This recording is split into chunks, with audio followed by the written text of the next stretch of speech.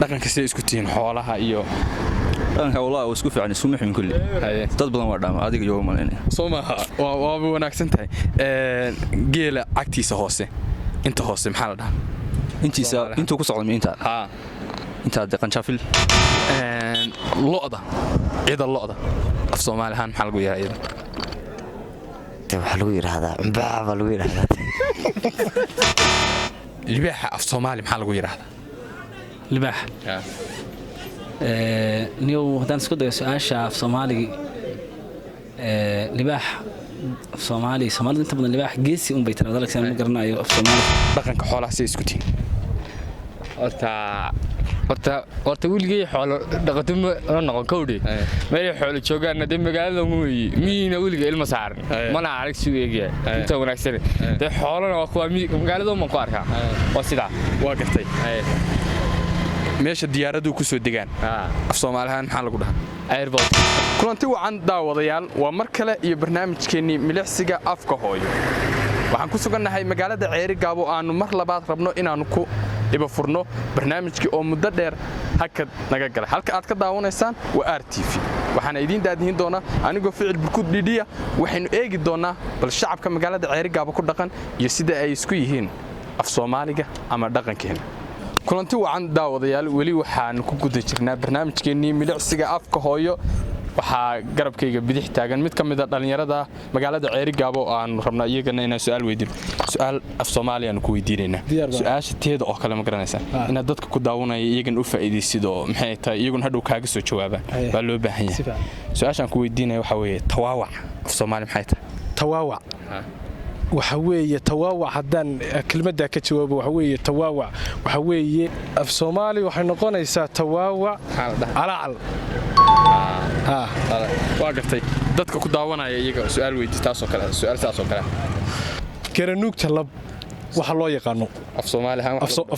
waxa lagu dhaho dhaqanka si isku tiin xoolaha iyo dhaqanka wallahi isku fiican isku mixin kulli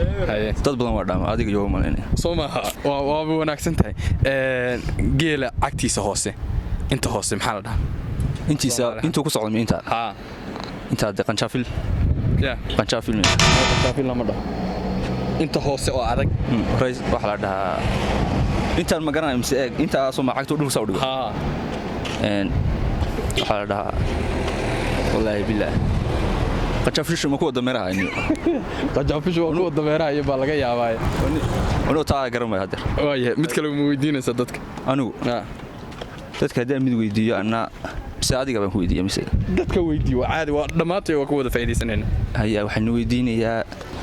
waxa sheegtaan ereyga waxaan weydiinayaa ereyga tawaawi waay libaaxa af Soomaali maxaa lagu yiraahdaa libaax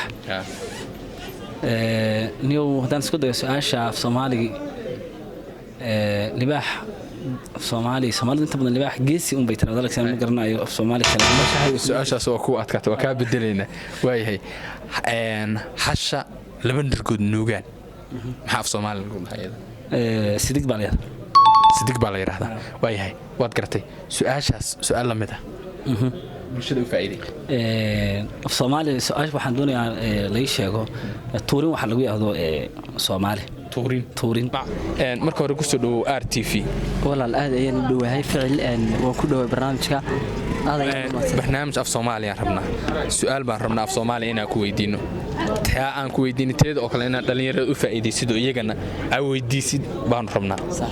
marka diyaar baa u tahay filaya waa si fiican insha Allah wixii day aqoontayda iyo intaan ka awoodi karo kulli af Soomaaligu waa bado day badna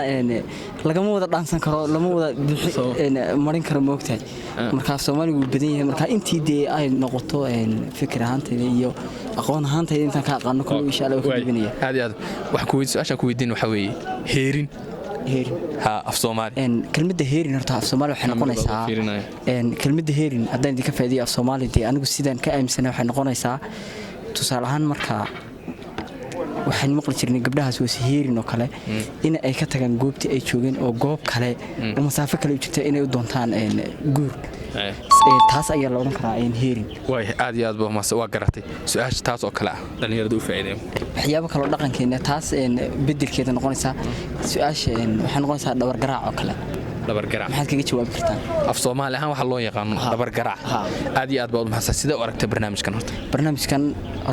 waa barnaamij wax ku oola oona ka taabanaya dadkii in la xasuusiyo qaar badan baa jira Soomaaligii ilaaway ama se de wixii dadkii waqtiyadan dambe dhisay ee social mediahan iyo waxyaabahan soo dhaxgalay de Soomaaligoodiiba qaarkood waa ka tageen waxaad arkaysaa hadda tusaale ahaan dhow hadaan ku soo qaato dadkeena aqoonyahanka waxaad arkaysaa nin aqoonyahana bulshadu rabaa inuu wax sheego bulshada 10kii kelmadood ee uu sheegaba waxa laga yaabaa 8 ama 7 ayaa luqad kale ajnabi ah oo aan hayntii Soomaaliga marka waxaan barnaamijkan leeyahay waa barnaamij loo baahnaa in magaranaysa bulshadii uu gaaro oo la xasuusiyo Soomaaliga aad iyo aad baad u mahadsantahay kaas wuxuu ahaa Abwaan Jaamac